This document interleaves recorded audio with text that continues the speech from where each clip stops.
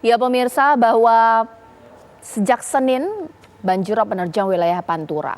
Banyak sekali analisis yang kemudian bermuncul mulai dari ini merupakan fenomena astronomis, tapi ada juga faktor gelombang tinggi laut, bahkan juga penurunan muka tanah. Sebenarnya apa penyebab pastinya dan bagaimana kemudian warga di sekitar Pantura bisa melakukan antisipasi pemirsa. Langsung saja saya akan berbincang dengan narasumber saya lewat sambungan Zoom, Ibu Retno Widianingsih, Kepala Stasiun Meteorologi Maritim Tanjung Emas. Selamat malam Ibu Retno. Selamat malam. Ya, Bu Retno, kalau dalam kajian Anda dan analisis Anda sebenarnya apa faktor penyebab besar ini banjirop menerjang wilayah Pantura? Terima kasih Mbak. Jadi dari analisa kami bahwa banjirop yang terjadi tanggal 23 Mei tahun 2022, khususnya kemarin terjadi sekitar jam 15, jam 16. Jadi pada tanggal 23 itu memang merupakan fase pasang tertinggi di bulan ini. Jadi sebetulnya pasang itu ada setiap bulan, kemudian ada fasenya, fase yang tertinggi. Nah, sebetulnya di bulan Mei itu fase tertingginya terjadi pada tanggal 19 sampai tanggal 25 Mei. Pada saat bersamaan, kami juga menganalisa terjadi gelombang dengan kategori sedang, yaitu dengan ketinggian 1,25 sampai 2,5 meter yang terjadi di pesisir utara Jawa Tengah dari mulai Brebes, Tegal, Pekalongan, Kendal, kemudian Semarang, Demak, Jepara, Pati, dan Rembang. Ini sudah kami konfirmasi kepada stakeholder kami dan juga kepada para nelayan maupun penyuluh. Ini seperti yang tadi sudah disampaikan di tujuan, bahwa akhirnya banjir rob ini yang disertai dengan gelombang tinggi itu terjadi di seluruh pesisir Jawa Tengah. Seperti itu, Mbak. Baik, ini akan berlangsung berapa lama dalam bulan ini, Bu? Kami memprediksi bahwa fenomena ini akan terjadi sampai dengan tanggal 25 Mei 2022. Karena setelah tanggal 25 Mei, kami melihat bahwa pasang ini sudah mulai menurun, kemudian juga gelombangnya sudah juga mulai menurun, tidak lagi pada kategori sedang, tapi pada kategori rendah. Jadi dengan penurunan fase pasang dan juga penurunan gelombang laut ini mudah-mudahan besok juga akan bisa surut banjir ini. Baik, saat ini kan memang wilayah Jateng ini akan standby untuk kondisi seperti ini. Tapi kalau melihat kondisi alam dan faktor astronomis dan juga kondisi penurunan muka tanah, ini bagaimana? Apakah juga faktor-faktor lain memperburuk banjirop di wilayah Jawa Tengah atau seperti apa? Ya, jadi BMKG menurut topoksinya ini mengamati ketinggian pasang air laut. Kemudian untuk fenomena penurunan tanah, kami memang tidak punya kajian secara khusus, karena kami tidak mengkaji itu dan kami tidak mengamati itu.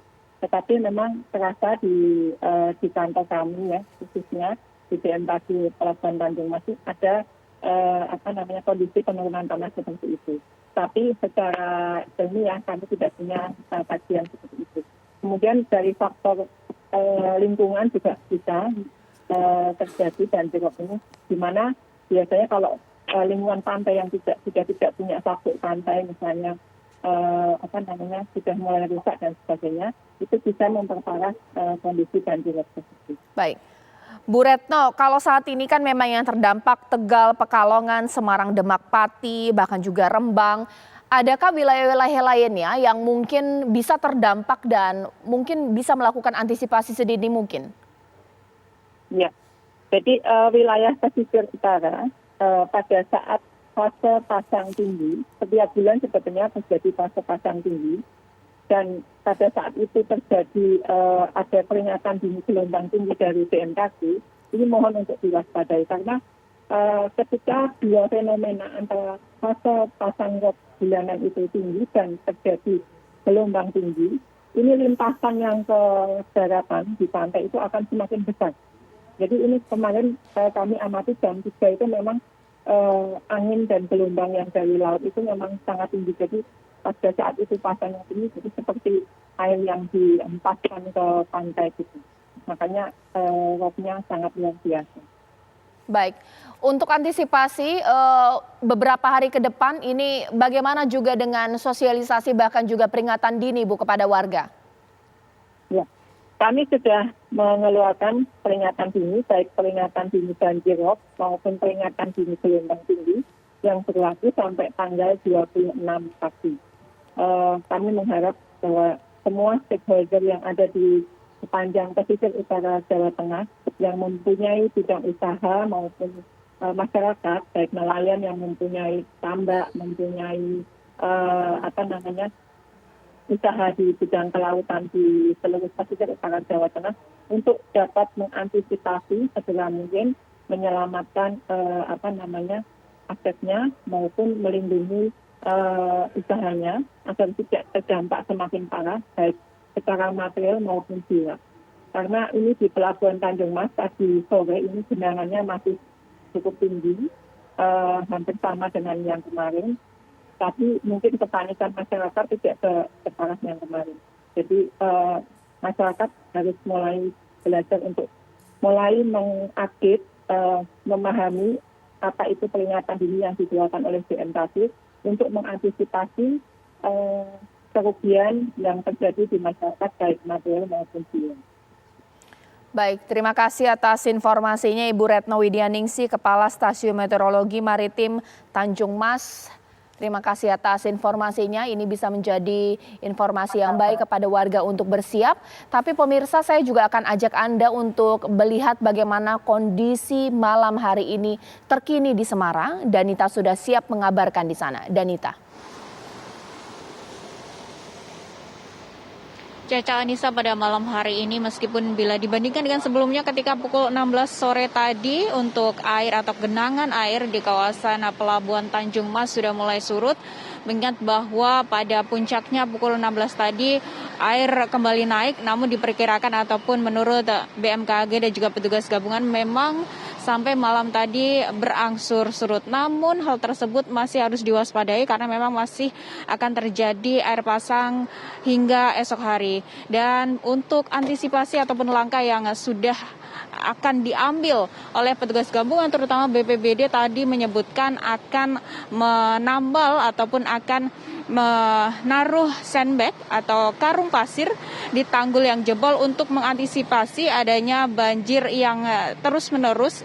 Itu artinya bisa diantisipasi agar tidak terjadi banjir yang lebih lama lagi begitu. Ataupun limpahan air pasang yang lebih lama lagi di Tanjung Mas ataupun di pemukiman-pemukiman di kawasan Tanjung Mas Semarang.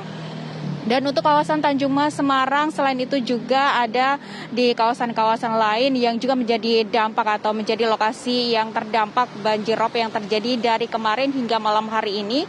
Dan warga pun sudah didata, ada bantuan-bantuan yang sudah diberikan oleh pemerintah kota di Semarang ini.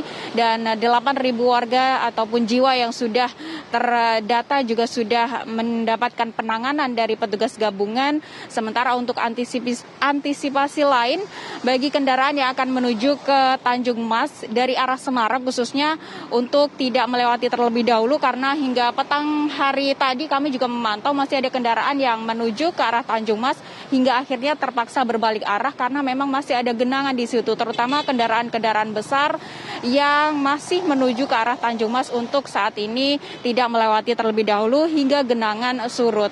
Dan saat ini genangan-genangan memang masih ada, namun bila dibandingkan dengan sore tadi sudah mulai surut. Sementara untuk imbauan sendiri dari pemerintah Kota Semarang juga terutama bagi warga di kawasan pesisir untuk bisa lebih hati-hati meskipun memang banjirop ini sudah biasa terjadi, namun kali ini lebih tinggi akibat adanya tanggul yang jebol dan juga gelombang yang lebih tinggi dari biasanya.